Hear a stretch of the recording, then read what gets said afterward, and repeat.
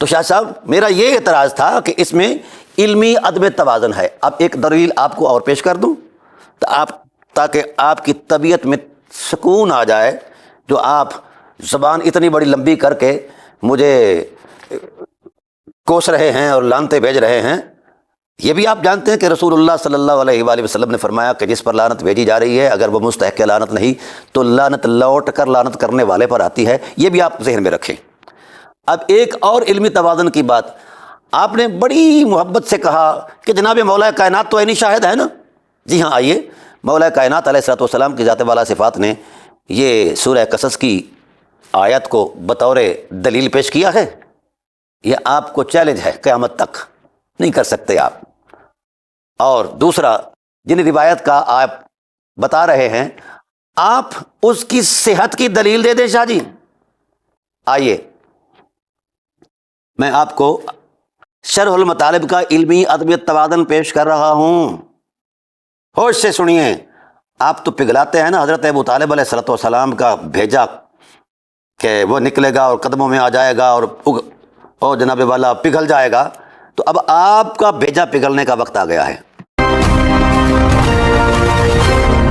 Hidden Tracks.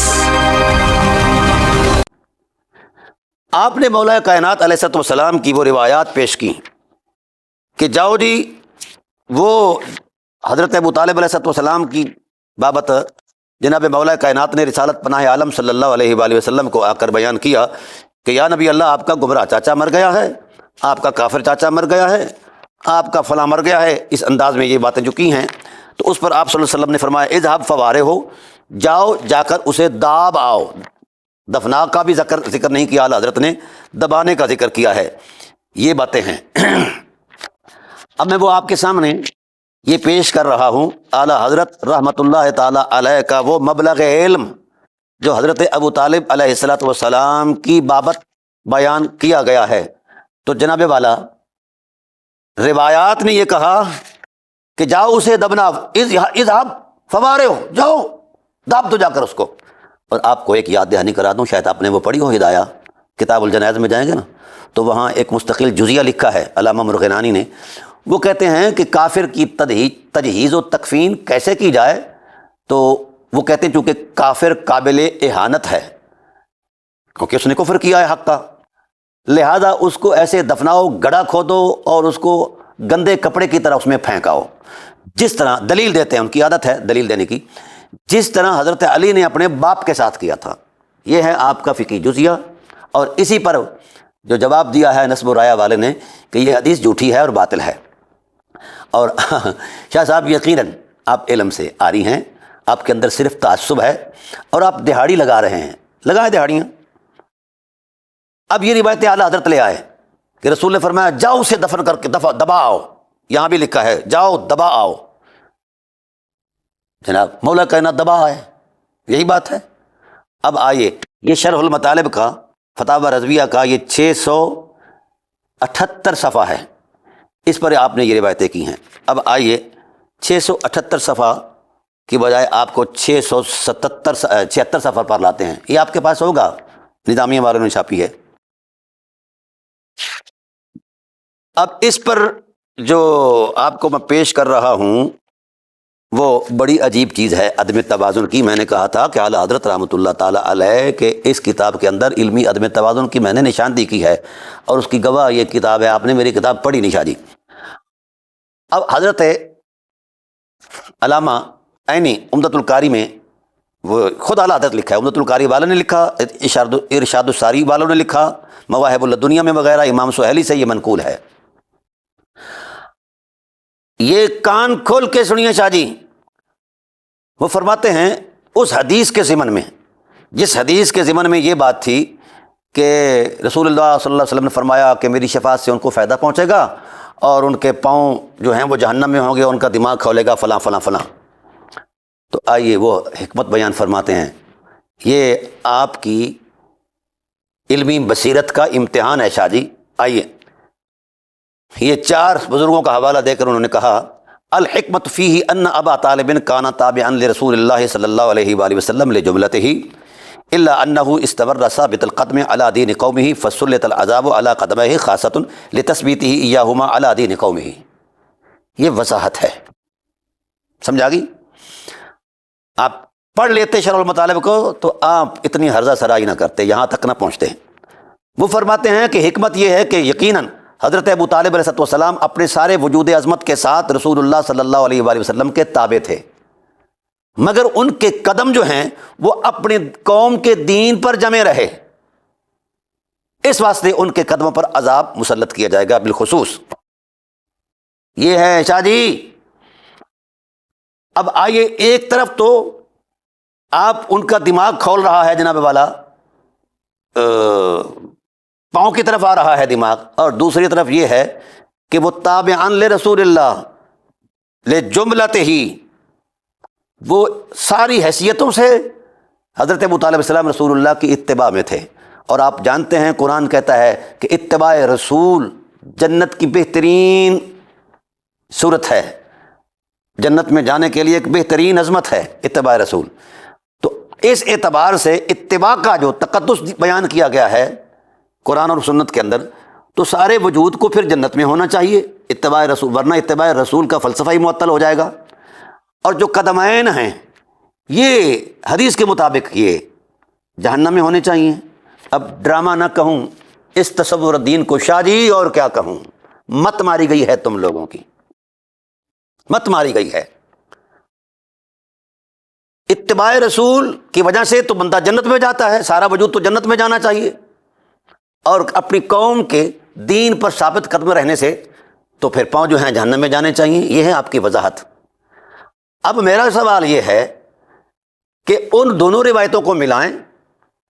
پہلی روایت مسیب بن حضن والی، انہوں نے کہا ان اترغب ملت آبائک، آپ کے باپ کا جو دین تھا حضرت عبد المطلب کا دین، حضرت ہاشم علیہ السلام کا دین. اب کیا ان کا دین یہ تھا جو آپ کے گندے ذہن میں ہے؟ ان کو تو ملت ابراہیم کی شناخت کہا جاتا ہے، اور آپ کہتے ہیں کہ جناب والا یہ ہے اور وہ ہے. انہوں نے یہی کہا ہے نا کہ میں ملت ابراہیم پر جا رہا ہوں، اور ملت ابراہیم کی اتباع کا حکم سید المرسلین کو کہا گیا ہے، کہ دیا گیا ہے حکم ان اتبع ملت ابراہیم حنیفہ، ملت ابراہیم پر چلو اے بیر محمد. بولیے ملت ابراہیم پر مرنا شیر کا ہے؟ اور ظلم کی انتہا کرتے ہو شاہ جی. اپنے گریبان میں جھانکو، مجھ پر لعنت کرنے کی بجائے اپنا شیشہ سامنے رکھو. اور آپ نے میری بابت جو کچھ بھی کیا ہے، کہا ہے، وہ شیشہ سامنے رکھ کر کیا ہے. جیسا شیشے میں خود کو بیان محسوس کیا ہے، ایسا ہی مجھے بیان کر دیا ہے. مجھے کوئی اس پر نہیں ہے. آپ اپنے مزاج میں جو باتیں کرتے ہیں کرتے رہیں. جی آئیے، اب یہ وضاحت کہہ رہی ہے کہ اتباع رسول وہ کرتے رہے تمام معاملات میں. اور جناب ابو طالب علیہ السلام نے بھی فرمایا وَلَٰكِنِ اتَّبَعْنَاهُ عَلَىٰ كُلِّ حَالٍ، ہم ہر حال میں رسول اللہ صلی اللہ علیہ وآلہ وسلم کی اتباع کرتے ہیں. ٹھیک. اب اتباع تو لے جاتی ہے جنت میں، اور قوم، یہاں قوم کا تصور دیا گیا ہے، وہاں آبا کا ہے. اور ابو ہریرہ رضی اللہ تعالیٰ عنہ کی روایت میں لولا تعیرنی قریش کا تصور دیا گیا ہے. قریش کے کس دین پر تھے؟ ہم نے ہزارہ مرتبہ وضاحت کر دی ہے. سب سے پہلے قرآن کے نزول سے بھی پہلے، رسول اللہ کے فرمان رسالت سے بھی پہلے، وجود رسالت سے بھی، یعنی وجود پیکر رسالت کے وجود میں آنے سے بھی پہلے، مکہ کی سرزمین پر جس نے خدا کو لا شریک کہا ہے اسے ابو طالب علیہ السلام کہتے ہیں. آئیے اب آپ کا دماغ ایک اور مقام پر کھولے گا. آپ نے کہا جی انما کا شیخ الدال، انما کا شیخ الکافر، بڑا فلاں فلاں بڑا کچھ کہا. حالانکہ علماء اہل سنت نے اس کو جھوٹی اور باطل حدیث کہا ہے. ٹھیک، لیکن مان لیا کہ وہ کہا ہو تو حضور فرماتے جاؤ اس کو دبا کے آؤ، پھینک دو اس کو جا کر گڑھے میں. شاہ جی اب یہی اعلیٰ حضرت آگے فرما رہے ہیں کہ ان النبی صلی اللہ علیہ وآلہ وسلم مسح علی ابا طالب بعد موتہ وانسى تحت قدمہ ولذا يتنعل بنعلین من النار. یہ اعلیٰ حضرت علیہ رحمہ کا علمی نظم ہے. یہ توازن ہے کہ جب جناب رسالت پناہ عالم صلی اللہ علیہ وآلہ وسلم کو اطلاع ملی کہ جناب ابو طالب علیہ السلام کا وصال ہو گیا ہے، تو آپ تشریف لائے. وہ ید اللہ والا ہاتھ حضرت ابو طالب علیہ السلام کے سر سے لے کر پاؤں تک رحمت کا، شفقت کا ہاتھ پھیرا. اور وہ انسا قدم ہے، اور حضور صلی اللہ علیہ وسلم ان کے قدموں پر ہاتھ پھیرنا بھول گئے. شاہ جی لہذا وَلِذَا يَتَنَاهَلُ بِنَا، لہذا قدموں پر ہاتھ نہ پھیرنے کی وجہ سے ان کو آگ کی جوتیاں پہنائی جائیں گی. اب میرا شاہ صاحب سوال یہ ہے، یا تو دست رحمت کی برکات کا انکار کر دو، یا پھر یوں کہو کہ دست رحمت اور اتباع رسول کی عظمت میں حضرت ابو طالب علیہ السلام کو جنت کے علیین مقام پر پہنچایا جائے گا جس طرح قاعدہ قدرت ہے. آپ نے تو خدا پر کبھی یقین نہیں کیا اور رسالت کو ٹھکراتے رہے. یہ کیا مانتے ہیں آپ ان چیزوں کو؟ یہ قانون قدرت ہے، اتباع رسول جنت، نتیجہ کیا ہے؟ جنت. اچھا، یہاں دست رحمت پھیرا گیا سارے وجود پر اور صرف بھول گئے حضور کیا؟ قدموں پر ہاتھ پھیرنا. تو قدموں پر ہاتھ پھر جاتا تو پھر تو آپ کی ساری جال سازی ختم ہو جاتی. چلیں اب آئیے، جنت کہاں ہے؟ علیین پر ہیں، ساتوں آسمانوں سے اوپر. اور جہنم کہاں ہے؟ اسفل السافلین. آپ حضرت ابو طالب علیہ السلام کے قدموں کو جہنم میں رکھیں اور اتباع رسول اور دست رسول کی برکت سے سارے وجود کو جہنم میں جانا ضروری ہے، ورنہ دین کا سارا فلسفہ ہی ختم ہو جائے گا. اب پاؤں سے اوپر کا سارا وجود جنت میں ہے حسب قاعدہ، اور پاؤں ثابت قدم رہے قوم کے دین پر. یہ سب سے بڑا جھوٹ ہے. ابو طالب کہتے ہیں مسیب بن حزن کی روایت کے مطابق، انا علی ملت آبائی، میں اپنے باپ کے دادا کے دین پر ہوں. یہاں قوم کا کیا تصور ہے؟ یا وہ روایت جھوٹی ہے یا یہ حکمت جھوٹی ہے؟ آپ اپنے جھوٹوں پر غور کریں کہ کتنے کتنے جھوٹ کس کس تصور میں بولے گئے ہیں، اور ان جھوٹوں کو سچ کرنے کے لیے قرآن کا ناجائز کتنا استعمال ہوا ہے. اب آئیے جناب، پھر آپ کہتے ہیں کہ ان کا دماغ کھولے گا. جنت میں باقی وجود جو ہے اتباع رسول کی عظمت میں اور دست شفقت کی برکت سے جنت میں چلا گیا حسب قاعدہ. باقی وجود جو ہے حصہ وہ یہاں رہا جہنم میں اسفل السافلین میں. اب آپ کو حضرت ابو طالب علیہ السلام کا قد اتنا بڑا یقین کرنا پڑے گا کہ ساتوں آسمانوں سے اوپر ہے جنت، وہاں ان کا سارا وجود ہے، اور پاؤں اتنے لمک گئے نیچے آ گئے کہ جہنم میں کھڑے ہیں ابھی تک. اور پھر یہ بھی آپ کو ماننا پڑے گا کہ جہنم کا اثر جو ہے جنت کی حرمت مآب فضاؤں میں بھی ہوتا ہے، کیونکہ پاؤں میں لگنے والی آگ کا اثر دماغ کھولے گا اور بیجا نکل کر باہر آ کر پاؤں میں گرے گا. تو اس وقت آپ کی جو قامت ہے فطری، اس قامت کی عظمت میں آپ جنت میں تشریف فرما ہوں گے حسب قاعدہ قدرت، اور پاؤں آپ کے مطابق روایات کے مطابق وہ جہنم میں ہوں گے. ٹھیک؟ تو شاہ صاحب یہ ہے عدم توازن جس کی فقیر نشاندہی کر رہا ہے. تو میں چاہوں گا کہ آپ اعلیٰ حضرت علیہ رحمہ کی بارگاہ میں ہاتھ جوڑ کر عرض کریں کہ اپنے اس موقف کی قوت میں کوئی علمی توازن پیدا کریں. روایتیں روایتوں سے ٹکرا رہی ہیں، آیتوں کو بے محل کیا جا رہا ہے، اور جناب والا ایسے ایسے فلسفے گھڑے جا رہے ہیں. یہ ہے شرح المطالب کا حال.